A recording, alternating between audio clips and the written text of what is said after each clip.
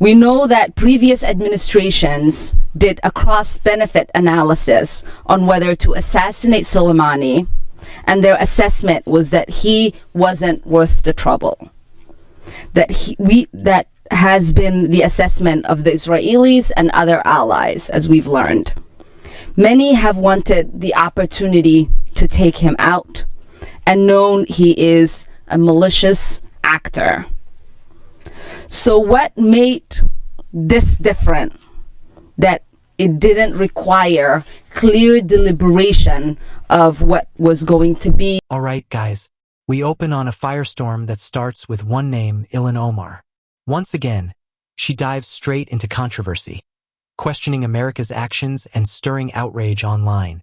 The topic, the assassination of General Soleimani. Previous administrations had analyzed the cost and risk and decided it wasn't worth it. But Ilhan Omar wanted to know what made this time different. What triggered the strike without clear deliberation? As her comments spread, they didn't just spark debate. They ignited a full-blown political explosion. All of this, Congressman? First of all, Ilhan is wrong. Obviously, the State Department corrected the record. We know that Iran, through their proxies, have doled out death to Americans. We also know that there is no way that Hamas would have attacked Israel, in which, yes, there were Americans who were. Ilhan Omar claimed Iran hadn't attacked Americans, a statement that set social media on fire within minutes. The backlash was instant, the disbelief overwhelming. But that's when Congressman Byron Donalds stepped in. In less than 60 seconds, he completely dismantled her argument with cold, hard facts. The clip went viral not just for what he said, but for how decisively he said it. This wasn't about politics anymore. It was about truth versus delusion. And Ilhan Omar had just walked into a storm she couldn't control. Killed or taken hostage without Iran approving that attack. That's just a fact. And so for my colleague to make a statement like that is just completely ignorant. And so, look, at this point, Israel is the one that is carrying out these airstrikes against Iran. A nuclear Iran is something the entire region does not want to see. Obviously, Israel doesn't want to see that, but many other countries in that region don't want to see it as well. And so to make these kind of... When Ilhan Omar tried to reshape the narrative, Byron Donalds hit back with precision. He reminded the world that Iran's hands were far from clean, that their proxies had spilled American blood for decades. He called out her statement as ignorant, a direct insult to the memory of U.S. soldiers killed by Iranian-backed terror. Every sentence from Donalds landed like a strike, exposing how dangerous it is when leaders rewrite history. And at that moment, the conversation shifted. Ilhan Omar wasn't questioning policy anymore. She was questioning reality itself. To me, is just pure ignorance, and frankly, it defiles the members of our country who have been killed by Iranian proxies or by direct Iranian attacks over the years. Oh, you know, in 2022, surviving family members and victims from Iran's attacks won a case against Iran, holding the regime accountable because of its support for terror actors who killed or injured 30 U.S. personnel in Afghanistan. We should point out more than 7,050 U.S. service members have died since 9/11 in war zones in Iraq, in Afghanistan, in the Middle East. Many of them at the hands of Iran. Let's for Byron Donalds went further, backing his words with evidence. He pointed to the 2022 court ruling where families of American victims won a case holding Iran accountable for funding terror. Over 750 U.S. service members dead since September 11th, many at Iran's command. And yet, Ilhan Omar had claimed there was no threat. Those facts hit harder than any headline. It wasn't speculation. It was blood, loss, and truth laid bare before millions watching. And for every name on those memorials, Byron Donalds made sure the world remembered who the real aggressor was. Let's get your reaction to this. Let's go to the co-host of ABC's The View, basically attacking what Israel is trying to do in its fight for survival. Watch this. Well, that's what I think is very problematic, because what people aren't talking about is that Israel preemptively struck Iran. And so I think the conversation would be very different if another country preemptively sent missiles to this country, right? No one would be saying, this is fine with... Sure. Because I think that the Iranians and the Israelis believe that Iran... Live. Then came another twist. The media weighed in. On ABC's The View, hosts tried to paint Israel as the aggressor, suggesting its preemptive strikes on Iran were unjustified. But once again, Ilhan Omar's shadow loomed over the discussion, her rhetoric echoing through every argument. The contrast was clear. While she sympathized with Tehran's victim narrative, Israel was fighting for survival. And Byron Donalds wasn't having it. He called out that hypocrisy had gone, warning that ignoring Iran's open hostility was not diplomacy. It was delusion.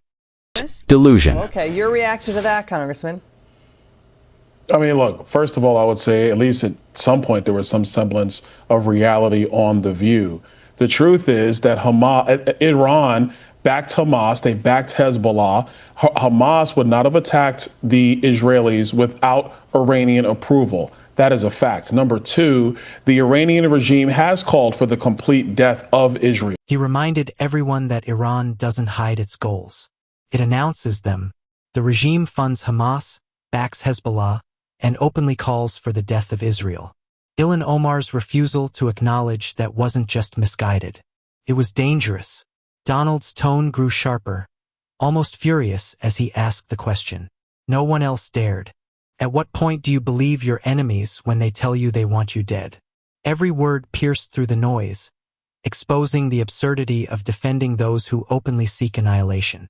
They've called for it multiple times. So at some point, are you going to believe your enemies and what their true intents are? A nuclear Iran is not in the interest of Israel. It's not in the interest of the region. And I would add, it's not in the interest of the United States. So at this point, for Israel to take action, what other choice did they have? Were they really going to sit there and watch the Iranians get nuclear weapons with ballistic missile capabilities and then sit back and do what? Negotiate at the table year after year after year, basically at the butt of the gun? Israel wasn't going to do that. They've been warning about this for years. This is not something new. And so once it became clear that Iran was close to actually having nuclear weapons, then they decided to act. And let me also bring this other argument up because this one is happening in the United States. This is very different from the WMD conversation with Iraq back in the early 2000s.